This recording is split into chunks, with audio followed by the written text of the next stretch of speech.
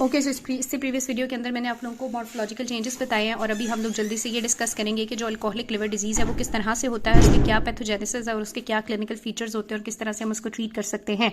So yes बेटे, start करते हैं कि आपके पास अल्कोहलिक लिवर डिजीज़ से क्या मुराद है। ज़ाहिर है नाम से हमें पता चल रहा है कि ये उन लोगों को होगा जो बहुत ज़्यादा अल्कोहल कंजप्शन करते होंगे, यानी बहुत ज़्यादा एथेनॉल की इनटेक करते होंगे।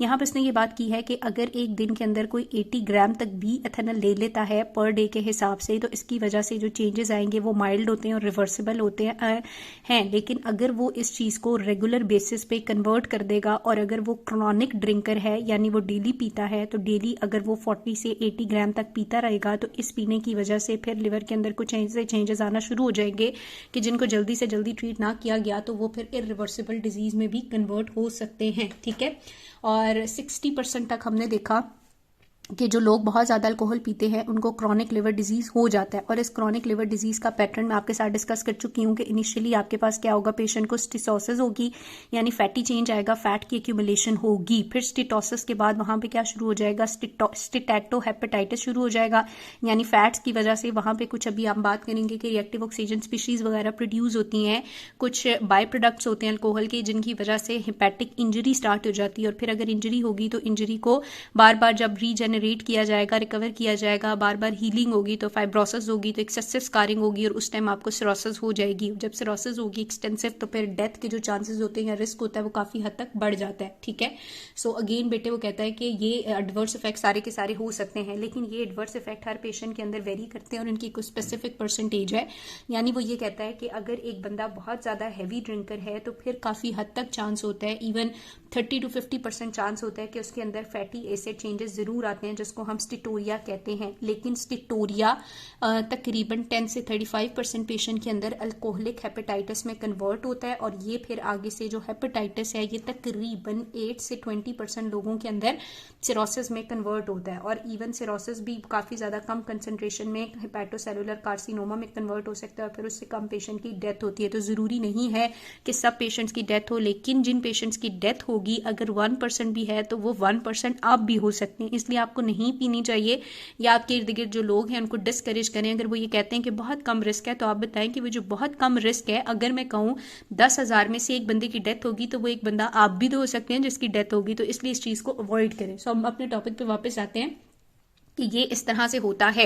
अब इंपॉर्टेंट चीज़ है बेटे, हम लोगों ने इसकी पैथोजेनेसिस की बात करनी है कि अगर लिवर के अंदर सबसे पहले अल्कोहल पीने से जो चेंज आएगा, ज़ाहिर है हम सबको भी पता चल चुका है मॉर्फोलॉजी पढ़ के, तो हम लोग उसको क्या कहते हैं, स्टिटोसिस कहते हैं, यानी कि फैटी एसिड्स जो हैं वहाँ पे एक्यूमुलेट होंगे। लेकिन ये जो फैटी एसिड की एक्यूमुलेशन लिवर के अंदर होना शुरू हो जाएगी, ये क्यों होगी, इसके पीछे क्या लॉजिक है, तो वो कहते हैं वो ज़्यादा तो हमें नहीं पता, लेकिन जब अल्कोहल आती है और लिवर जो है उसका काम है अल्कोहल को मेटाबोलाइज करना, तो लिवर इसको मेटाबोलाइज करता है एसीटेट डीहाइड्रोजिनेज की मदद से, या एक और एंजाइम होता है जिसको हम लोग एसिटाल्डिहाइड डीहाइड्रोजिनेज मेरा ख्याल है कहते हैं। सो डीहाइड्रोजिनेज की मदद से जब अल्कोहल इसको ऑक्सीडाइज करता है या मेटाबोलाइज करता है तो इसको कन्वर्ट कर देता है NADH में। ये जो NADH होता है ये बहुत ज़्यादा इंपॉर्टेंट रोल प्ले करता है शंटिंग ऑफ सबस्ट्रेट्स में, यानी सबस्ट्रेट्स को दूसरे कामों की तरफ शंट कर देता है और वो सबस्ट्रेट के जिनसे आपके पास आके लिपिड सिंथेसाइज होना था, लिपिड सिंथेसाइज नहीं होगा और लिवर के अंदर जो फैटी एसिड्स हैं वो वैसे के वैसे पड़े रहेंगे, चूंकि उनकी वजह से लिपिड की जो सिंथेसिस है वो नहीं होगी। ये सबस्ट्रेट को away from the lipid synthesis shunt कर देता है, तो आपके पास फैटी एसिड जो है वो एक्यूमुलेट होना शुरू हो जाएगा। इसी तरह जो अल्कोहल है वो डायरेक्टली क्या करता है कि आपके पास जो लाइपोप्रोटीन्स होते हैं वो लाइपोप्रोटीन्स भी बहुत ज़्यादा ज़रूरी होते हैं लिपिड की सिंथेसिस के लिए, तो ये उन लाइपोप्रोटीन की जो असेंबली है और उन लाइपोप्रोटीन की जो ट्रांसपोर्ट है उसको क्या करता है, इम्पेयर कर देता है। जब लाइपोप्रोटीन नहीं होंगे तो फिर आपके पास फैटी एसिड एक्यूमुलेट होना शुरू हो जाएंगे, वो लिपिड में कन्वर्ट नहीं होंगे। और जब फैटी एसिड की एक्यूमुलेशन होगी बेटे हेपेटोसाइट के अंदर, तो इस कंडीशन को हम क्या कहेंगे, यस वेरी गुड, इस कंडीशन को हम बोलेंगे स्टीटोसिस। ये फैटी एसिड माइक्रो ड्रॉपलेट की फॉर्म में, मैक्रो ड्रॉपलेट की फॉर्म में एक्यूमुलेट होंगे और जब ये एक्यूमुलेट होंगे तो अभी पीछे हमने डिस्कस किया कि इनकी वजह से लिवर का साइज बढ़ना शुरू हो जाएगा। ठीक है, अब जो दूसरा मेजर चेंज आता है लिवर के अंदर वो ये है कि अल्कोहलिक हेपेटाइटिस होता है ना स्टिटोसिस के बाद, तो ये जो अल्कोहलिक हेपेटाइटिस या जिसको स्टिटो हेपेटाइटिस भी कह सकते हैं, ये हेपेटाइटिस के अंदर जो इंजरी है ये क्यों होती है। तो वो कहता है कि हमें नहीं पता, अननोन है कि इस इंजरी का क्या मैकेनिज्म है, लेकिन फॉलोइंग फैक्टर में भी इसको एक्सप्लेन कर सकें। नंबर 1 वो कहता है कि आपके पास इसकी वजह से बाय प्रोडक्ट बनता है जिसको हम लोग कहते हैं एसिटल्डिहाइड। ठीक है, ये जो एसिटल्डिहाइड है ये लिपिड की पर ऑक्सीडेशन कॉज कर देता है। नंबर 1 क्या करता है, ये लिपिड की पर ऑक्सीडेशन कॉज कर देता है। और उसके अलावा बेटे दूसरी चीज ये करता है कि आपके पास एक चीज होती है एसिटल्डिहाइड प्रोटीन एडक्ट फॉर्मेशन। ठीक है, सो एसिटल्डिहाइड प्रोटीन एडक्ट फॉर्मेशन करता है। जब ये एडक्ट बनेगा तो ये साइटोस्केलेटन को और मेम्ब्रेन के फंक्शन को डिस्टर्ब करेगा। जब साइटोस्केलेटन और मेम्ब्रेन का फंक्शन डिस्टर्ब होगा तो जाहिर है वहां पे इंजरी होगी और कुछ मेडिएटर रिलीज होंगे और इंजरी प्रोसीड करेगी, that would led to alcoholic hepatitis. Number 2 ये हो सकता है बेटे कि अल्कोहल माइटोकॉन्ड्रिया के फंक्शन को बहुत ज्यादा डिस्टर्ब कर देता है और साथ ही साथ जो मेम्ब्रेन की फ्लूइडिटी होती है उसको ऑल्टर करता है, और जब मेम्ब्रेन की फ्लूइडिटी ऑल्टर होगी तो भी बहुत सारा डिजीज हो सकता है। और नंबर 3 वो कहता है कि अल्कोहल की वजह से कुछ रिएक्टिव ऑक्सीजन स्पीशीज बनेंगी और ये क्या करेंगी, डैमेज करेंगी। जब डैमेज होगा तो हेपेटाइटिस होगा, सो ये सारे फैक्टर मिलके कुछ ना कुछ वहां पे इंजरी कॉज करेंगे और इंजरी जो है वो क्या कहलाएगी, अल्कोहलिक हेपेटाइटिस कहलाएगी। ठीक है, अच्छा उसके बाद कहते हैं कि जो तीसरी चीज है सिरोसिस, वो बहुत ही स्मॉल पेशेंट्स के अंदर होता है। और सिरोसिस मैंने आपको पहले पूरी वीडियो पढ़ाई हुई है कि सिरोसिस का क्या मतलब है, कि इंजरी के बाद जब रीजेनरेटिंग पैरेन्काइमा होता है और उस रीजेनरेटिंग पैरेन्काइमा को, यानी जो पैरेन्काइमा लॉस हो गया था और वहां पे कुछ फाइब्रस सेप्टा सराउंड करे, तो इस कंडीशन को हम सेप्टा सिरोसिस कहते हैं। लेकिन कहता है कि सिरोसिस थोड़े कम पेशेंट्स में ही डेवलप होती है।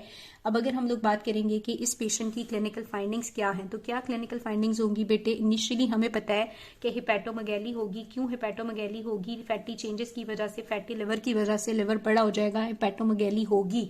दूसरा नंबर हम लोग देखेंगे तो सीरम बिलिरुबिन जो है उसके लेवल भी रेज्ड हो जाएंगे, क्योंकि लिवर ने उसको मेटाबोलाइज करना होता है और तब वो बॉडी से एक्सक्रीट होता है, वो नहीं होगा। और अल्कलाइन फॉस्फेटेजेस जो हैं या माइनो ट्रांसफरेजेस वो भी रेज्ड हो जाएंगे, जो इंडिकेट करते हैं कि लिवर के अंदर कुछ मसला चल रहा है।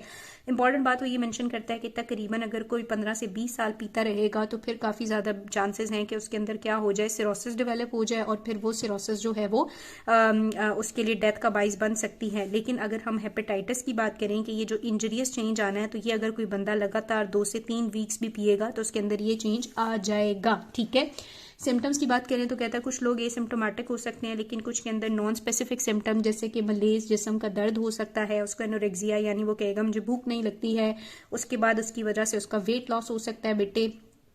अपर एब्डोमिनल डिस्कम्फर्ट होता है। ठीक है, अपर एब्डोमिनल डिस्कम्फर्ट हो सकता है, हेपेटोमेगैली, इस तरह की चीजें हो सकती हैं। अगर हम लोग इसके अंदर क्लिनिकल फाइंडिंग्स करना चाहेंगे, कुछ टेस्ट वगैरह कराएंगे, तो हमें हाइपर बिलिरुबिनीमिया मिलेगा, क्योंकि बिलिरुबिन जो है वो सही से मेटाबोलाइज नहीं हो रहा और बॉडी से एक्सक्रीट नहीं हो रहा है। ठीक है, इसी तरह वो कहता है कि कुछ न्यूट्रोफिलिक ल्यूकोसाइटोसिस भी हमें मिल सकती है, जो ये इंडिकेट करती है कि बॉडी के अंदर कहीं ना कहीं कुछ इन्फ्लेमेशन या कुछ इस तरह की चीज चल रही है।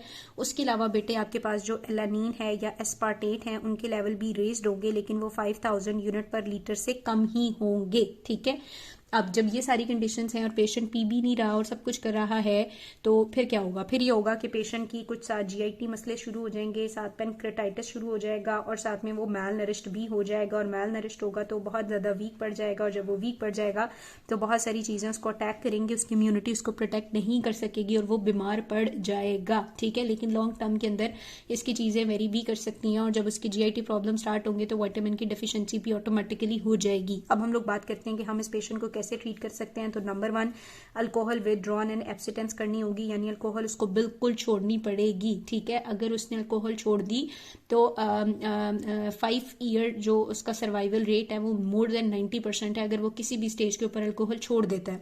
साथ में वो कहता है कि तकरीबन 60 to 70% पेशेंट जो पीते हैं बहुत ज्यादा, उनको एसाइटिस या हेमाटोमेसिस भी हो सकता है और इवन उनकी डेथ भी हो सकती है।